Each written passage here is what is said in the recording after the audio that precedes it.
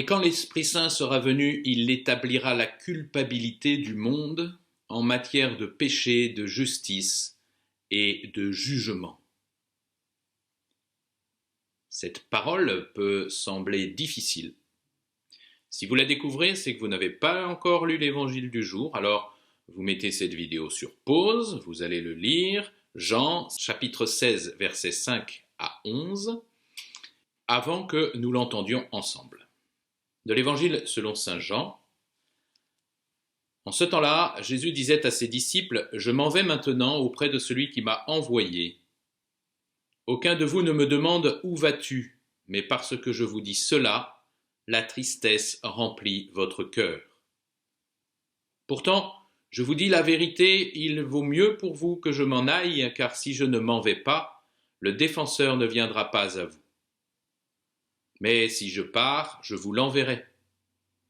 Quand il viendra, il établira la culpabilité du monde en matière de péché, de justice et de jugement. En matière de péché, puisqu'on ne croit pas en moi, en matière de justice, puisque je m'en vais auprès du Père et que vous ne me verrez plus, en matière de jugement, puisque déjà le prince de ce monde est jugé. En annonçant la venue de l'Esprit Saint, Jésus nous présente son œuvre. Ici, il s'agit de l'Esprit de vérité. L'Esprit Saint vient accomplir son œuvre de vérité sur nos vies et sur notre monde. Ça peut piquer un peu, mais c'est salutaire. Alors, qu'on ne vienne pas d'abord nous rabâcher la vieille rengaine de la culpabilité judéo-chrétienne.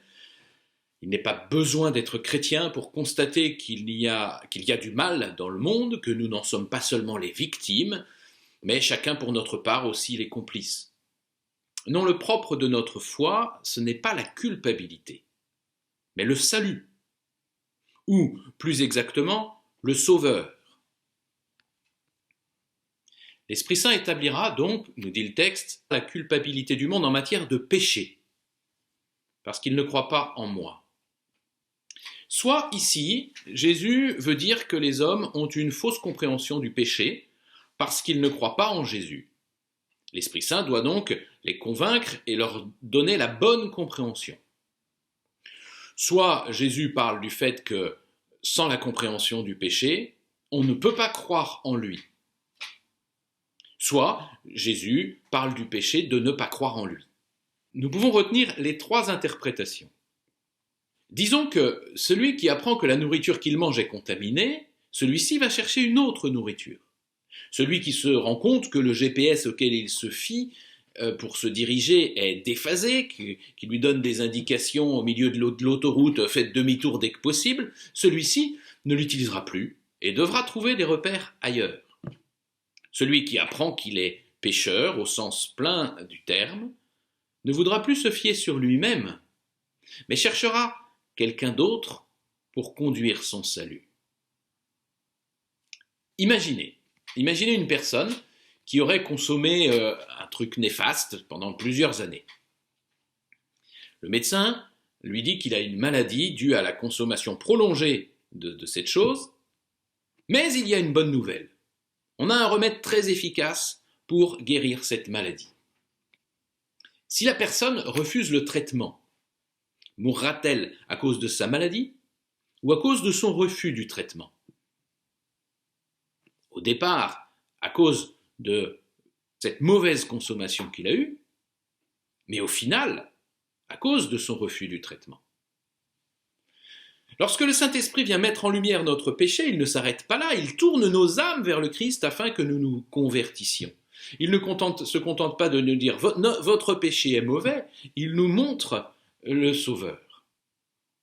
Voilà pourquoi, deuxième élément, la justice. Le Saint-Esprit établira la culpabilité du monde en matière de justice, parce que je vais vers le Père et que vous ne me verrez plus. Il est allé vers le Père, il est ressuscité.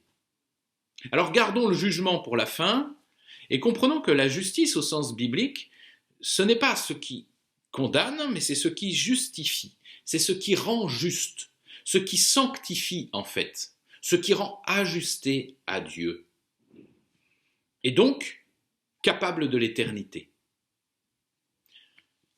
Honnêtement, Honnêtement, vous voulez rentrer comme vous êtes au paradis? Il n'y a pas des trucs dont vous vous passeriez bien de vous les traîner éternellement? Si nous emmenons notre péché au paradis éternellement, l'éternité sera un enfer. Et surtout, comment cela pourrait tenir devant Dieu? Alors, merveille. Nous ne tenons pas notre justification de nous-mêmes, nous révèle l'Esprit Saint, mais du Christ, le seul juste qui a pris notre vie et notre mort pour nous justifier, nous ajuster à Dieu par le don de sa vie et de sa résurrection. Troisièmement, le Saint-Esprit établira la culpabilité du monde en matière de jugement, parce que le prince de ce monde est déjà jugé.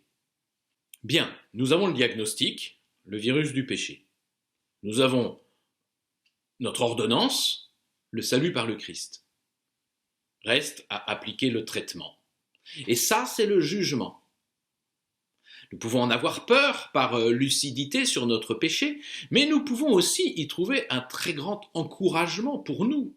Parce que si nous avons la conviction que le jugement mettra fin au péché, nous savons que le Christ a déjà parfaitement accompli la justice de Dieu, et que cette justice est mise à notre compte lorsque nous croyons en lui, lorsque c'est en lui que nous mettons notre confiance. Alors, vous comprenez la joie du chrétien qui a diagnostiqué son mal de pouvoir s'approcher de ce jugement qui justifie, qui accomplit l'ajustement à Dieu, non seulement ultimement, mais déjà ici-bas. Pourquoi croyez-vous que nos paroisses multiplient en ce moment vos accès au sacrement de la miséricorde? Amen.